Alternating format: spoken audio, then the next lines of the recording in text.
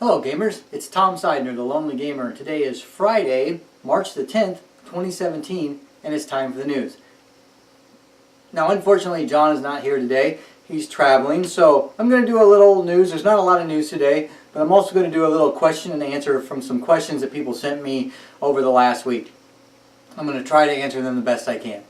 So the first thing that's going on this week in the news is WizKids, the company that has the license for Dungeons & Dragons, has announced that this year they're going to bring out another Adventure System game. So the Adventure Systems games are the Dungeons & Dragons games like we have back here. Legends of Dritz, Castle Ravenloft, Wrath of Ashardalon, and then the Temple of Elemental Evil, which came out I think a year ago or maybe a year and a half ago. They're bringing out a new game for that. They haven't said what that game is going to be, but they said that it will be compatible with all of the other Adventure System games. It's going to have some new rules. I will say that with the Adventure System games, I've really enjoyed playing them, and as it's gone on, the rules have gotten better and better, and I've adapted the new rules to the older games, and it's actually made it for a much better game. So I like the fact that WizKids, who now owns the license for that, they didn't do the original games. I think the original games might have been done by Wizards of the Coast. But WizKids, who has the license now, actually updates the rules, and the rules are backwards compatible to the older games, and all the games can be mixed together, and all the dungeon tiles work together and everything, and so it's a really good system, and so I'm really happy to see that they're bringing out another game this year to add to my collection.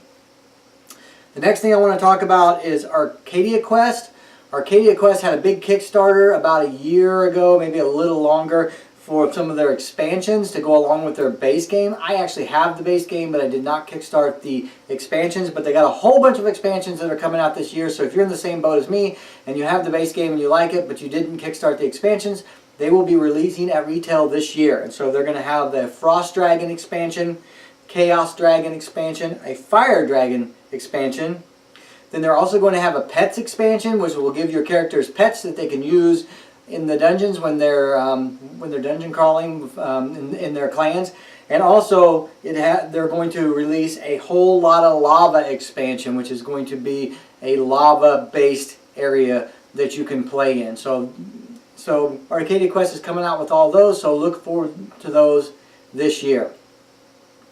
Also, I want to talk about a little Kickstarter news here today. First thing is Cool Mini or Not, they're blowing up Kickstarter with their new game Rising Sun.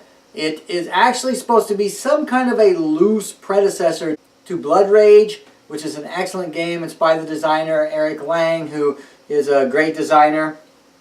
It just went crazy on the first day. I heard rumors that it actually brought down Kickstarter. They had so much traffic on it. It's currently at 1.7 million, and the funding level was 300,000, so it's funded several times over. A lot of stretch goals have been opened up in that game.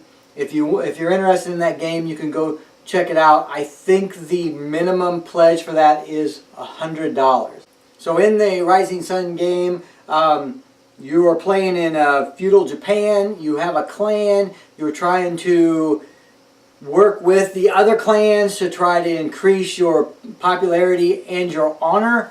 It has a really cool honor system where the honor is a tiebreaker, so in a lot of cases you want to have more honor than the other clans, so that when you're tied for something you can actually win that something. And there's even a situation where you can have less honor than them, do something, have more honor, and then later on in the turn win something that you normally would have lost by increasing your honor. There's also a lot of dishonorable stuff you can do in the game. You can actually create these alliances between your clan and other clans, and then you can very dastardly go in and break that alliance and stick it to the person who was trying to help you. You do lose honor for that, but it can lead to some very interesting gameplay.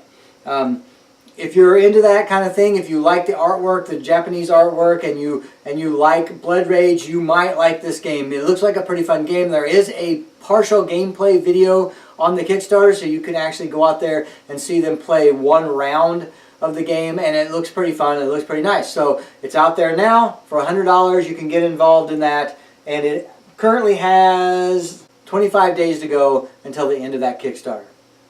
Okay, so that's all I have for the news today. So it's a pretty short news day. But let's get into some of the questions and answers, and we'll make it a quick video this week. And next week, hopefully John will be back and we will discuss something new. So let's see what I got for questions here. I'm a true YouTuber right now because I have my laptop out here. I don't know if I was supposed to cover up this logo here or not. I see a lot of people do that, but I'm not sure why. I paid for this. Nobody gave it to me for free, so I guess I can have it in my video. Let's see, I got some questions here. So the first question I have is, what are your top 3 favorite games and why? Well, I can tell you for a fact I know what my top 2 are. The top 3rd might be a little tricky. My top game for many years was the game that's number 2 now. And now about a year and a half, 2 years ago, my top game got supplanted by the one that is now my top game. But my favorite game, number 1 game that I love to play, is Blood Rage. I love that game. I like the theme. The Vikings are a great theme. In fact, I like the Vikings theme a lot better than the Japanese theme in the new Rising Sun game. So I'm really on the fence on the Rising Sun game, but I love Blood Rage. It is one of my favorite games.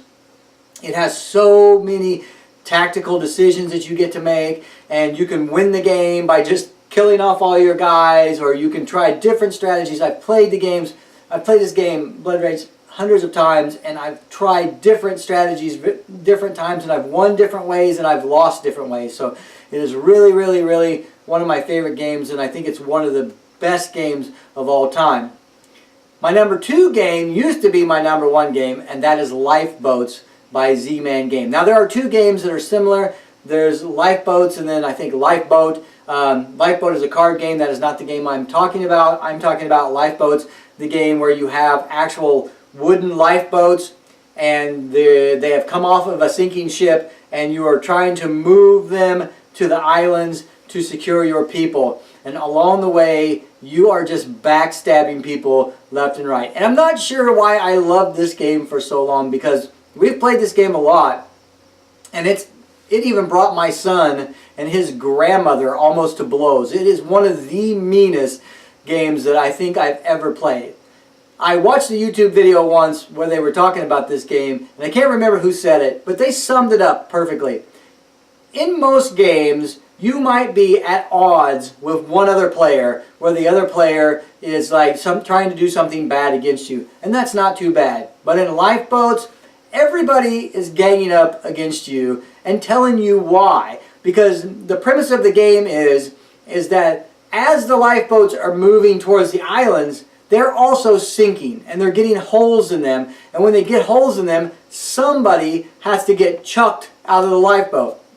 And so in this game, you are saying to somebody, I think we should vote you out of the lifeboat, and you're trying to get everybody at the table to agree with you and also to vote that person out of the lifeboat. And that person is trying to convince everybody at the table not to vote them out of the lifeboat. And you're coming up with reasons why they should be voted out of the lifeboats and they shouldn't. And alliances are being made all over the place, and alliances are being broken because you can't stick with people all the way to the end, because eventually it's going to be you and them in the lifeboat, and then it's every man for himself. And so it is a I find it very fun. It makes me laugh every time I play it, because people get so irate with each other.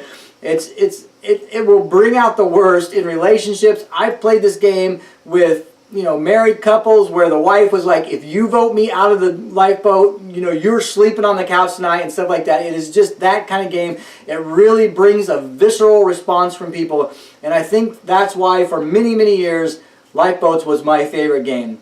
But I have to say that Blood Rage definitely took its place just because of the sheer strategy in the game and the amount of fun that I have playing the game.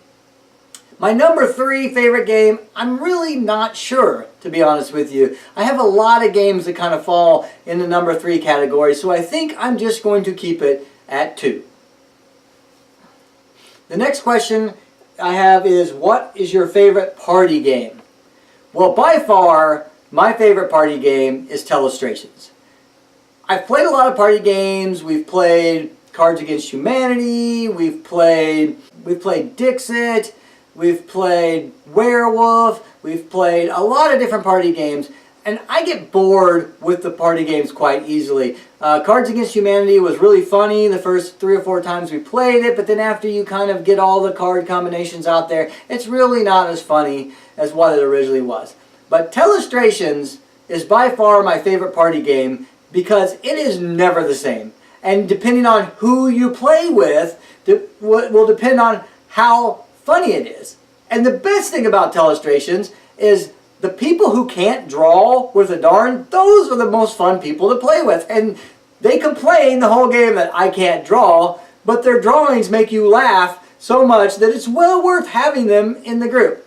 I've played the game with people who are not so nice, and I've played the game with people who are nice, and in both situations, the pictures are funny. The things that the people think the pictures are really funny. And what you start out with and what you end up with, you know, is always hilarious. So if you have a group of friends that you like sitting around with and laughing and having a good time, I highly recommend Telestrations. If you're going to buy it, buy the 12 person version. There's a 12-person version and I think a 6 or an 8. You might as well buy the 12. You can always play less people with the 12, but you can't play more people with the lower one.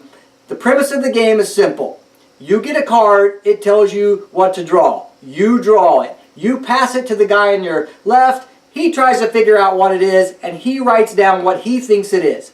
He passes it to the guy on his left, and that person draws it. And it goes around the table, draw and guess, and draw and guess, and draw and guess, until it finally comes back to you. And when it comes back to you, then you show off your thing to the group and show them each iteration of your picture, what it started out as, and what it ends up in. It's a laugh riot. And I'm telling you, I've played it hundreds of times, and I laugh so hard every time I play, I don't even want to play it again for a while because it's just that bad. You will just laugh until you have tears rolling down your face. So by far, my favorite party game, Telestrations. Okay, next question. If you were stuck in a world where you could pick only one game to play the rest of your life, what would it be? That's really tough. Because even though Blood Rage is my favorite game, I don't think I'd want to play it over and over and over for the rest of my life. I think I would feel like Sisyphus trying to push that boulder up a hill over and over. So for that question, I'm going to say that if I could only play one game for the rest of my life, I think I would... I don't know. I don't think I could do that. To be honest with you, I don't think I could play the same game over and over and over again. I'm so bad. I mean, I'm the kind of person who I have a favorite game, but I'm always wanting to play new games. And my game group will tell you that it is very rare that I don't bring a new game to each game thing because I get excited about new games. I like to play old games, and there's old games that I love that I like to play, but I'm always wanting to play new games. So I actually don't think that I could play the same game over and over for the rest of my life. If I had to, I actually think I would stop playing games. I would play that game until I was bored with it, which would probably not take that much, especially if it was the repetitiveness of playing it over and over again, and then I think that I would give up and not play that game anymore. So unfortunately, this is not a great answer to the question, but it's the best answer I can give. Alright, let's see what the next question is. Okay, the next question is, what is your favorite game of 2016? Well, that's kind of hard because there were several good games that came out in 2016, so I'm going to narrow it down to 3, and then I'll try in my answer to pick which one was the best. But the 3 games that came out in 2016 that I enjoyed the most were Conan, Clank, and Tyrants of the Underdark. I really enjoy all of those games. Now, Conan is probably my favorite game of the 3, but I don't play it as much as the others because it's kind of a lot of investment in time to set it all up. I have the Kickstarter thing with tons of figures and pieces and stuff, and it takes me 25 minutes to actually dig through it, find all the minions for the scenario and all the cards and get everything set up and everything, and so it doesn't come to the table quite as often as the other 2. The other 2 are nicely compact boxed games. Tyrants of the Underdark is a great game. I love that game, and I would play that anytime anybody wants to play it. But Clank kind of pushed it out a little bit when Renegade Games came out with the app. They came out with the iPad app that you can play along with it, and you can also play it solo. And me being the lonely gamer, I play a lot of games solo. So actually, I would have to say that my #1 game of 2016 is Conan. I would say my #2 game of 2016 is Clank, and my 2016 #3 game would be Tyrants of the Underdark. Okay, so next question. What is your most anticipated game of 2017? Well, that's an easy one for me, because there is one game coming out in 2017 that I cannot wait to get. Now, I will preface this by saying it is a Kickstarter game, and it may get pushed to 2018. So it might have to be my most anticipated game of 2018, but that is definitely Mythic Battles Pantheon.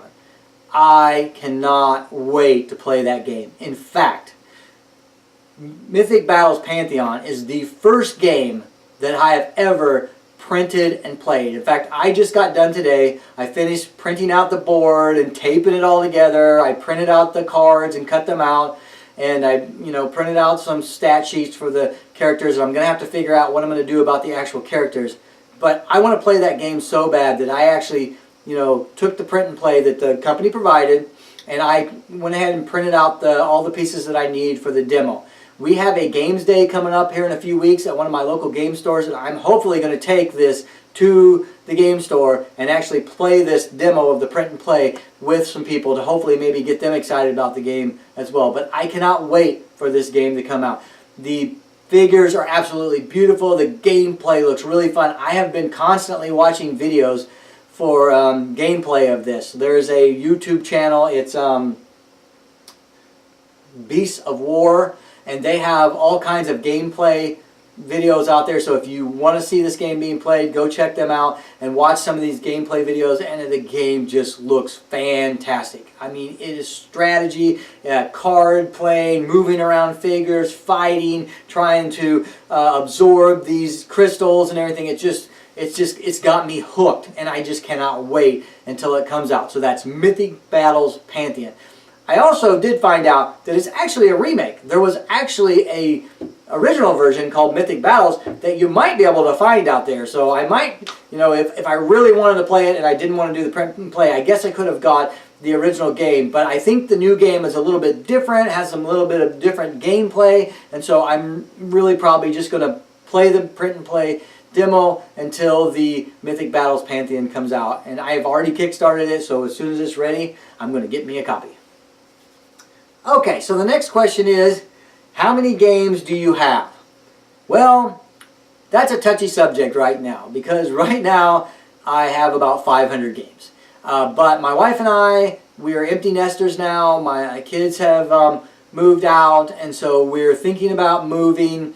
So it has been told to me that I need to pare down my games. And so what I've done is I've gone through and I've picked 100 games that I'm going to keep. Some of them you're going to see back here. If you notice, the background has changed because now I have filled up my shelves here with games I'm planning on keeping, and I'm actually in the process of selling about 400 games. It's a daunting process. I think whatever I don't sell, I'm going to donate maybe to my local game store for their library. But anyway, I'm paring down my games, so I'm going from 500 games down to 100 games, and it's been very tough for me to pick. Some games I'm really on the fence. In fact, there's been a couple games that I put in the for sale pile, and then I went and took back out and put it on the not for sale pile. So I'm going back and forth. But some people that I know have bought some games for me, and they're getting some really good quality games, and I'm really happy about that. I'm happy to see that these games are going to people who will enjoy playing the game. But that's my answer, 500 to 100. Okay, the next thing is, what is your pet peeve in board game marketing? Well, I'd say that my biggest pet peeve in board game marketing is, and it has to do with Kickstarters, and it has to do with when they have a stretch goal that actually just adds something else you can buy. All right? If I'm kickstarting a game and you're doing stretch goals, I want to get the stretch goals in my pledge. So, I do not like it when they say, okay, for stretch goal number 13, we're going to make an extra set of dice available that you can buy in add-ons. I don't like that. If you want to have add-ons, just put them in the add-ons. Why do they have to take up one of my stretch goal places? So So I like it better when the companies just do stretch goals as, you know, things that you're going to get for helping them to make the game, for paying for it early, and for waiting usually a year and sometimes quite a bit longer. So that's my pet peeve. Next question. Who is your favorite game designer? Well, the thing is, I have to say, at the current time, my favorite game designer is definitely Eric Lang. I love Blood Rage, and I actually like, you know, the Bloodborne game that he did, and I like a lot of Eric Lang's games. In fact, I like Eric Lang so much that I actually went out and bought the game that was the predecessor to Blood Rage. I think it's something about Midgard. I've never even played it, but I bought it because I wanted to have it because Eric Lang designed it. So I'm a big fan of Eric Lang. I don't like all the games he put out. He put out this game recently that was a spell casting game. I can't even remember the name of it. I think it was something like Mage Academy or something like that. I didn't care for that game very much, but I do think that Eric Lang is a great guy, really nice guy, and I think that he's an absolute excellent designer, and I would play any game that he designed. So there's my answer. Favorite designer, Eric Lang. And then last but not least, who is your favorite YouTube star? Well, I have several YouTube stars that I like, and I'm going to name some of them, and then I'll tell you who my favorite is. Of course, one of my heroes is Tom Vassell. I've been watching him forever. He's the one who made me want to make these videos, and so you can blame him for having to look at my ugly mug on your YouTube every Friday. But I still love to go watch Tom Vassell. I've met him in person. He's a really nice guy. He's a genuine guy. He loves board games. You can tell he's not just doing this, you know, to make a living. He loves board games, and so I really like Tom Vassell. I also really like Graveyard Girl. She's one of the ones that I like to watch. Sometimes I actually watch her put on makeup for no reason whatsoever, but because I don't wear makeup. But you know, she just intrigues me. She's really cool. I like to watch her. Does this thing really work? Videos, and so I kind of get caught up in them. And so I really like her. She seems like a really nice person. I've never met her, but she seems like a genuine person in her videos, and that's what I like. So Graveyard Girl is another of my favorites. But my all-time favorite YouTube star has got to be Chaz Marlar from Paradise. I watch Chaz every week. I would love to someday play a game with Chaz Marlar. I got very excited at one point because I looked up where he lived. I'm not stalking him, but he had made some comment in one of his videos that made him think that he might live in the same town as me. He made some comment about a game store that knocked out a wall, and now they have a larger game store, and that happened where I live. So I looked up where he lived, and for a minute my heart dropped because the name of the town that he lives in is the exact same name of the town that I live in. We both live in Springfield.